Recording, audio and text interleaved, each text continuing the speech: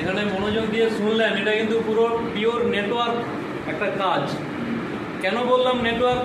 এখান থেকে বেরিয়ে গেলে হয়তো আপনাদের মনে হতে পারে চেন বিজনেস, একদম কিন্তু পিওর চেন বিজনেস।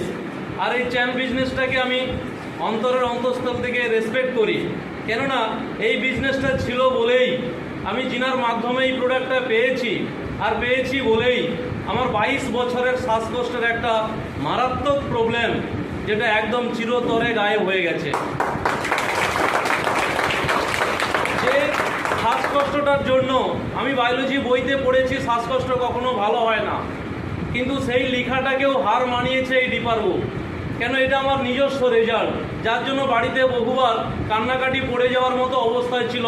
সেখান থেকে আজ 3.5 বছর শ্বাসকষ্ট কী জিনিস একদম ভুলে গেছি। প্রোডাক্টটা মূলত নিয়েছিলাম মায়ের জন্য। মায়ের হাঁটুর প্রবলেম, কোমরের প্রবলেম এবং অ্যালার্জি ছিল, সুগারের প্রবলেম ছিল, কিন্তু মাকে যেটা বেশি কষ্ট দিত স্কিনে অ্যালার্জি। একদম মাথার চুল থেকে পায়ের নখ, মানে আঁচড়াতে আঁচড়াতে একদম রক্তাক্ত হয়ে যেত। মা কপাল ঠুকতো, দুঃখ করতো, কপালে এমন একটা রোগ এসছে, আমি কি মারা গেলে ভালো হব? ডাক্তার, সমস্ত স্পেশালিস্ট ডাক্তার ওকে দেখিয়েও রেজাল্ট হয়নি। একমাত্র সমাধান সমস্ত দিক থেকে মায়ের মুখে হাসি ফুটিয়েছে এই প্রোডাক্টটা। তো এটা নেটওয়ার্কের জন্যই হয়েছে। নেটওয়ার্ককে এই জন্য আমি শ্রদ্ধা করি। আমি আমার বোনের রেজাল্টটা না বললে হবে না। রেজাল্ট বলতে গেলে এখানে মানে অনেক সময় লাগবে। আপনাদের প্রত্যেকেরই একটা ধৈর্যের জায়গা রয়েছে। বোনের ইউটেরাসের সিস্ট, গাইনো প্রবলেম, ফ্যাটি লিভারের সমস্যা, সকালবেলা হলে 100-150 খানা হাঁচি হতো। তো প্রোডাক্ট পাঠিয়ে, একটা প্রোডাক্টে বলেছে দাদা কী জিনিস পাঠিয়েছি, সে তো একদম অমৃত।